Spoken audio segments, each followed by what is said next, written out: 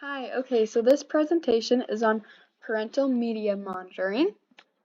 So the debate is whether parents should monitor their children's social media and media use or not. So one side of the debate thinks that more harm is done to children when parents intervene, and the other side of the debate thinks that children are in need of adult intervention.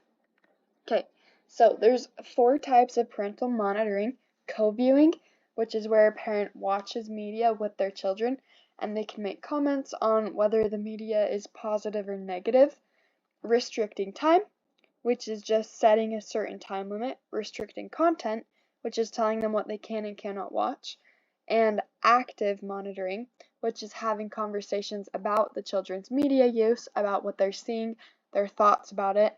And this can also include rules and regulations. So what the children think good rules are, but ultimately the decision is up to the adult. This is used by parents who are more authoritative. Any parenting style can use this, but this is just this is a good description of what an authoritative parent does. Okay, so parental monitoring may be doing more harm than good. Psychological reactance theory is when there's a potential threat to one's autonomy to do or choose something, then they're driven to do or attain that thing more. Putting limitations on children who are innately curious could be driving them deeper into media. So basically, when someone is told not to do something, they want to do that even more. That is what psychological reactance theory is. And in this study, there was 2 types of mediation: restrictive and reactive. So restrictive, again, is restricting content and time, and reactive is when children do things that the parents don't like. They put punishments in place and they put new rules that weren't there before, and the inconsistency has been shown to not be associated with great outcomes. And so then, so I go over that. And parental rules or restrictive mediation may be efficient in decreasing screen time, but it does nothing to help the underlying factors that drive adolescents' depression and need to use social media as well as other types of media. So inconsistency is not key.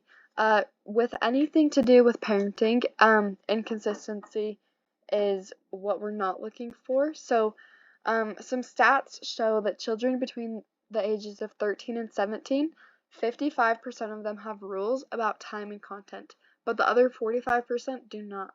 So that's what this looks like. The 55 is the pink and the 45 is the blue. And out of 743 youth, 59% have experienced abusive online aggressive behavior, and parents may or may not know about that. So if you're inconsistent with active media restriction, it backfires more.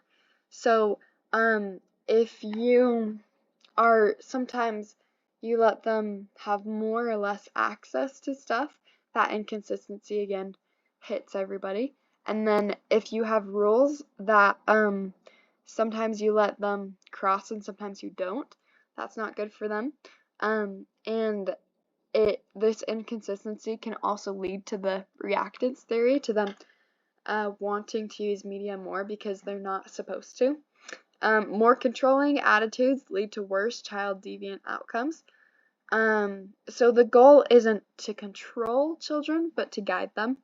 And then parent-child conflict leads to more online victimization and perpetration. Okay, and restrictive parenting leads to worse outcomes than active. So just putting boundaries down about what you can and cannot do has been shown to have worse outcomes than having conversations with your children about why you're putting certain rules down in place. And mediation that feels more controlling and less democratic creates more parent-child stress. And so they may not feel as safe coming to you with concerns and with worries and stressors. Okay, so the other side of the argument is that parent involvement is beneficial. So going forward, parent involvement in children's social media use affects their physical, social, and academic health. Specifically, how much sleep they get in a week, their performance at school, and their pro-social / aggressive behavior. So 47% of all children and 49% of 6 to 11-year-olds go over the 2-hour recommended time limit. Children spend an average of 40 hours a week on media, which is more than anything else they do in a week except for sleep. Okay, so screen time and consistency. So parents' efforts to reduce screen time are effective. The mother and father need to be on the same page, though. This comes back to everything. Again, consistency is key, and so if the parents disagree on their parenting practices and the rules and regulations that they're putting in place, then it won't work. Then they won't be able to guide their children in beneficial ways.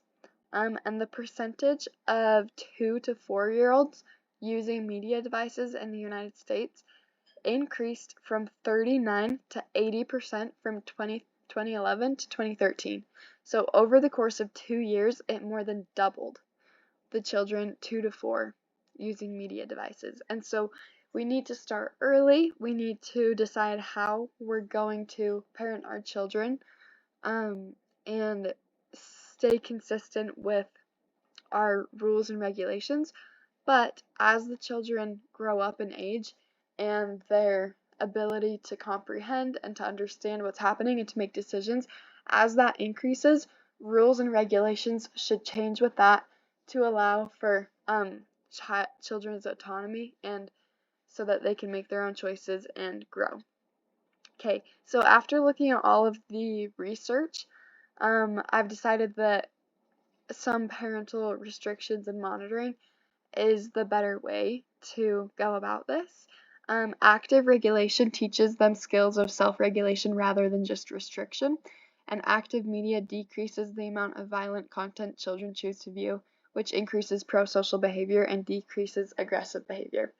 There seems to be a time and place for both restrictive and active and co-viewing parental monitoring practices. I think active should be used the most liberally so that children understand and can learn and develop from what the parents are explaining to them. But there also is a time and place for hard and fast rules, because children wouldn't choose to have any rules if you let them. And then co-viewing can be a great opportunity to teach children more about empathy and other human interactions. Active media monitoring helps facilitate internal regulation of media use and can help facilitate consistent conversations about media. 1 year later, sympathy and self-regulation were increased due to active monitoring. This led to higher levels of pro-social behavior and lower levels of aggression and externalizing behavior. While watching media, parents can call out bad or violent behavior while also bringing attention to pro-social behavior. Rules are cool. Parental rules about TV results in less depression in children, and explicit rules are more beneficial as opposed to reactionary restrictions. So children should fully understand what the rules are before they go into the media scene. And regularity and consistency change how effective this is. So the more consistent you are with your rules and expectations, the better the outcomes will be. Okay, so these are the references that I used, and thank you for listening.